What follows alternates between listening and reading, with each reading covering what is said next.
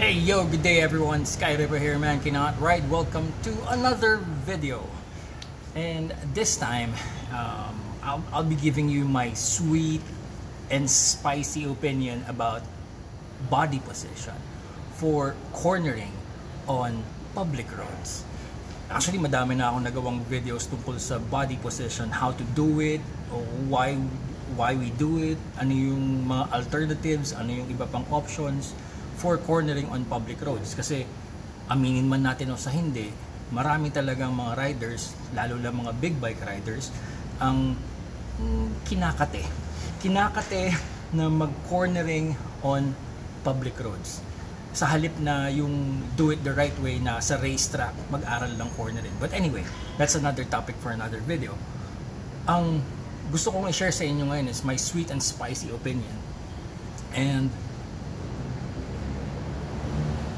bigla nawala yung isip ko. Anyway, eto yun. I'm trying to hold back kasi baka may masaktan eh. Baka may masagasaan tayo. Hindi, ito lang naman yun. To be honest, sa tingin ko, majority of big bike riders, kaya sila nag-aaral or kaya sila nagko-cornering on public roads is just to look good. It's not even feel good. It's not even the fun factor. Sa tingin ko, it's just to look good. Just to look cool. Maging astig at maging maangas. And to the extreme point is nagyayabang. So, it's all about the looks. That's the sad thing about it. Now, meron kasing mga tanong na kahit saang motorcycle channel ka pumunta, lalong-lalo na yung mga sports bikes channel, ang palaging tanong is, ano yung tamang body position? Paano gawin to? Paano ilawit ang siko? Paano ilawit ang tuhod? Paano ilawit ang ulo? So, it's all about paano ang body position. And ang lahat na nakikita kong sagot, it's just all about how to look good. It's kokonti yung nagdi-discuss na yung kung ano yung mahalaga. First of all, it's yung question ng how.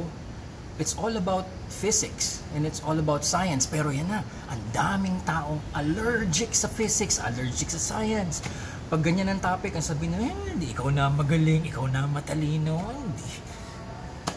Parang, masyado kong elitista, pang matalino lang yan, pang racing lang yan, pang racetrack lang yan. Pero hindi natin naiintindihan na, I mean, yung napakasimple na yung lean angle ng motor, lean equals risk. Bakit? Kasi there's a certain balance point kung saan kailangan balansehin ng rider yung effects of gravity, effects of centrifugal force, effects of friction. Diba? Hindi naman natin kinakailangan maging scientist para ipaliwanag yun o para maintindihan yun. Pero pag meron nang nagpaliwanag, maraming tumatalikod, maraming allergic sa ganyan. Lalo po sa mga Pilipino, tas mag-i-English pa yung nagpapaliwanag, di lalo na. Kasi tinutulak nila yung knowledge, tinutulak nila yung kaalaman. Kasi sa tingin nila parang pang matalino lang yung science. But it's really all about the science. How do you do cornering on a big bike anywhere, on any corner? It's all about physics, it's all about science, it's about balancing the forces. Ngayon, kung ready kang tanggapin yun, at ready kang i-research yun, at intindihin yun, you will have a better understanding of what you are going to do in a corner. Kasi it's all about balancing the forces. Pag hindi mo na balance yung forces na yun, you either low side or you high side. You crash, sesemplang ka, yun lang yun. Diba? Now, meron pa dyan, isa pang aspeto is, cornering on public roads, yung pag pinag-usapan ng body position, it's all about safety. Ayan, marami ding allergic sa safety. Ang sa tingin nila, safety is not fun, safety is boring, safety is pakitang tao lang. Maraming allergic sa safety kasi okay, masyado kang mabait, masyado kang pag good boy effect, parang ganun ang dating eh. Safety, ano yan? Ano to? Simbahan? Parang ganun ang usapan.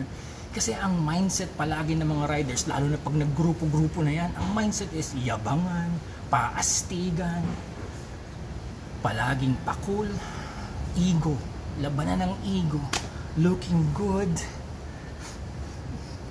Ano nga pa, picture-picture, pitik-pitik ng mga nauuso ngayon, di ba? It's all about the wrong things. Ganito pa, last one. Pag pinag-usapan ang cornering, ang body position for cornering on public roads, pag ipinasok na yung usapan ng, oh, it's about proper riding skills. Oh, yan na naman. Allergic na naman ng mga tao. Ano ba yung mga proper riding skills na yan? Parang hindi naman ako, ano pa, di ba parang hindi naman daw racer, hindi naman.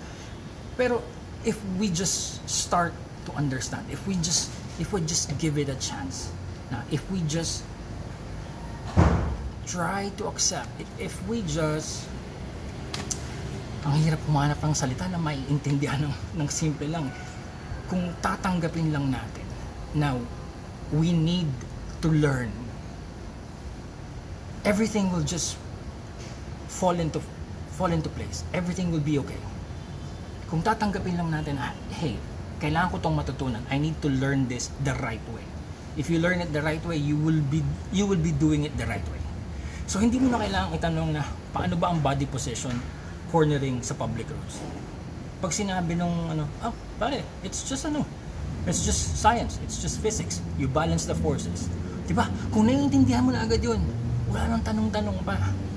Kung naiintindihan mo 'yon, hindi mo iisipin na, ay, ang priority ko ilawit yung tuhod. Ay, ang priority ko elbow down. Oy, ang priority ko knee drag. Oy, ang priority ko lubog ang ulo. Oy, ang priority ko picture. Hindi. Kasi if we begin to understand na, oh, it's about safety. And I can be safe if I know the proper riding skills. Now, if I'm safe and if I'm riding skillfully, yung proper riding skills, then I have the understanding na, okay lang yung mga pa-picture-picture na yan. Okay lang yung mga social media na yan. Isang tabi muna natin yan. It's all about me riding safely on the road using proper riding skills. And hindi mabubuo yun kung wala tayong knowledge. And knowledge is coming from yung science, physics. Riding a motorcycle is all about physics. Cornering is all about physics. Leaning is all about physics. Speed is all about physics. Counter steering, counter weighting, counterbalancing, even wheelie is all about physics. Stopping is all about physics. Drifting is all about physics. Pero maraming allergic sa knowledge, maraming allergic sa safety, maraming allergic sa pag-aaral ng proper riding skills. At dahil allergic sa tatlong yan, puro kamote ang kinalalabasan. Anyway, that's me. That's my sweet and spicy opinion about cornering on public roads. Kasi nito lang umaga, nakatanggap ako ng 3 mensahe sa Facebook asking about the same thing. Papaano ang body position pag nagko-cornering on public roads? Sabi ko, kailangang matigilan na itong ganitong klaseng pagtatanong. It's not about the paano ang body position na para magdalang habol na puro forma. It's not about that. Ngayon, pag babalik ako ngayon doon, sasagutin ko yung mga tanong, sabihin ko, well, it's all about the science, it's all about the physics, and it's for safety, and you have to have the proper riding skills. Sa tingin nyo, matutuwa yung makakatanggap ng sagot na yun? Malamang hindi. Yun siguro ang dahilan kung bakit ako walang followers at walang viewers ang Man Cannot Ride. But anyway, I don't mind that. I don't think about that. I'm not here for viewers. I'm not here for followers. I'm here for sharing kung ano yung mga natutunan ko about safety, and safety is coming from proper riding skills, and proper riding skills and all of that is are coming from knowledge, riding with knowledge. Okay, I will see you on next one dito sa Man Cannot Ride.